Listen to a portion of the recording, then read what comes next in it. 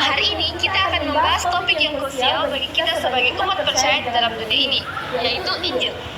Nah, setelah itu kita akan membahas bagaimana keselamatan diperoleh di dalam Kristus.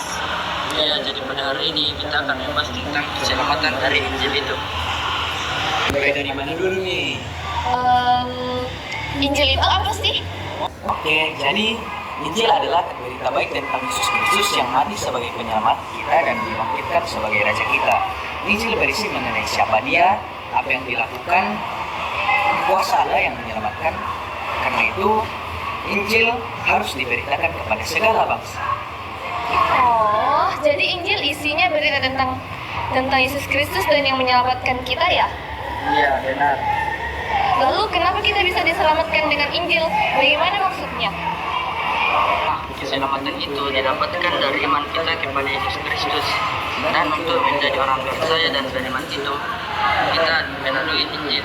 Sehingga Injil yang menyelamatkan kita. Oh, oke, mengerti. Tapi untuk bertekun dalam iman ternyata sulit ya. Itu kenapa?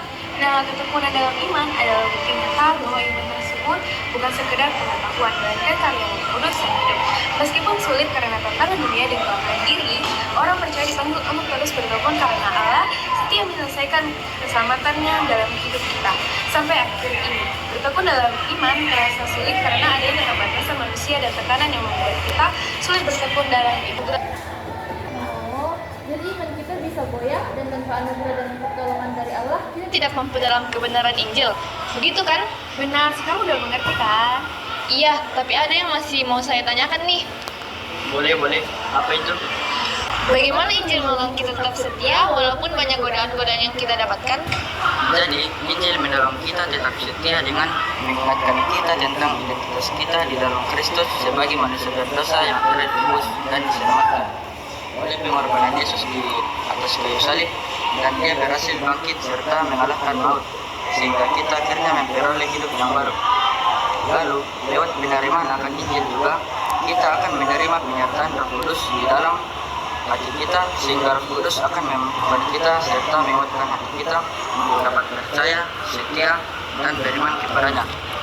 Selain itu, iman kita juga menjadi respon kepercayaan kita terhadap bahwa di masa menjelang Yesus akan kembali dan Dia akan melakukan pemulihan sepenuhnya. Kita bertekun dan tetap setia kepada Injil karena kita percaya Allah pasti setia sampai kepada akhir zaman. Roh Kudus menyertai kita untuk dapat bersaksi tentang Injil di tengah dunia ini, meski mendapatkan penolakan. Oh, jadi Roh Kudus juga yang membantu kita. Pasti dong. Kalau boleh tahu, kalian punya cerita tentang bagaimana contoh kisah iman kalian diuji gak? Nah, jadi aku punya cerita nih. Jadi pas aku lagi ngajar Quran itu kan, aku ngeliat temanku tuh lagi nyetek.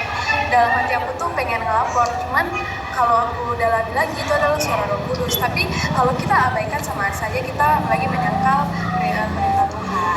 Oh, Aku juga ada. Di pergaulan, kita tidak mau ditinggalkan oleh teman kita, sehingga kita terus mengikuti mereka. Tetapi ketika mereka akan melakukan hal buruk, pasti ada yang menahan kita dari mengikuti mereka.